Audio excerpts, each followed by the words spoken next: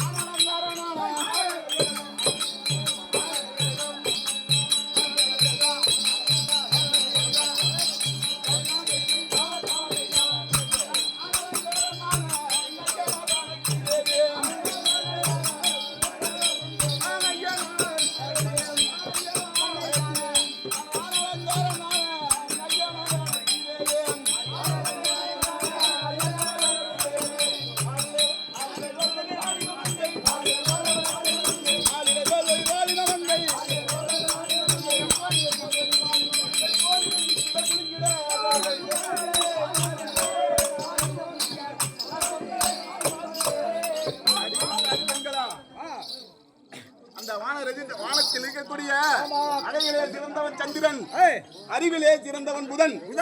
சரியா? அந்த சந்திரனுக்கு இணையான அழகும் புதனுக்கு இணையான அறிவும் ஞான சிரோன்மணியால் வந்தேன். ஆண் அலங்காரனான ஐயனார் தனக்கு தேவி. ஆண் அலங்காரன் என்ற பெயர், ஆண் அலங்காரன் என்ற பெயர் ஐயனார் அப்பன் ஒருவருக்கு மட்டுமே. அது ஏன் தெரியுமா? அவர் வந்து 2 ஆண்களுக்கும் பிறந்தவர். ஆண்களுக்கு. ஆமா. அது எப்படி தெரியுமா? எப்படி? பண்டகாபுரி பட்டணத்தின் பரிவாரம் செய்து வரக்கூடிய பத்மாசுரனாகப்பட்டவன் பரம கடவுளை நோக்கி அரிதாகிய நோக்கத்தை செய்தான்.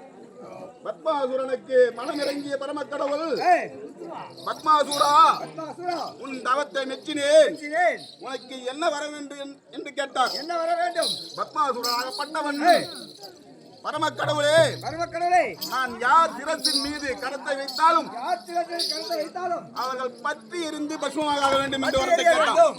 பரம கடவுளானவர் அப்படியே வரமளித்ததாக தெரிவித்தார். அப்படி வர தாங்கள் கொடுத்த வரத்தை நான் பரிசோதிக்க வேண்டும். இந்த சிரசின் மீது பரம கடவுளை நோக்கி பரம கடவுளானவர் ஓட்டோட்டமாக ஓடினானே ஐவேலங்காட்டிலே ஐவேலங்காயாக மறைந்தார். பத்மாசூரன் வெள்ளாட்டுக்களை உருவெடுத்து ஐவேலங்காட்டில் ஒவ்வொரு காயாக வந்து மேய்ந்து கொண்டிருந்தான்.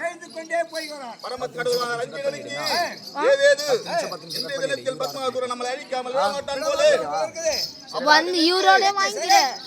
ஹரி நமோ நாராயணமூர்த்தி, ஹரி நமோ நாராயணா. தன்னுடைய மைத்துனராகிய மாலாகிய விஷ்ணுவை நினைக்க விஷ்ணு மைத்துனருக்கு ஏதோ ஆபத்து மோகினி அவதாரம் எடுத்தார்.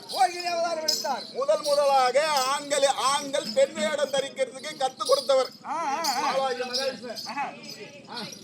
அப்படி இருந்தாலும் பத்மாசுரனை அழித்து அந்த மோகினி அவதாரத்தில் இருந்த மாலாய விஷ்ணு மீது மோகம் கொள்ள சிவனுடைய விந்தானது பூமியில் பட்டால் பூமி தாங்காது என்று மகாவிஷ்ணுவானவர் கையிலே தாங்கினார். அப்படி தாங்கியதனால் அவர் கையிலே பிறந்ததால் அவர் ஐயனாரப்பன் தெரிகிறார்கள்.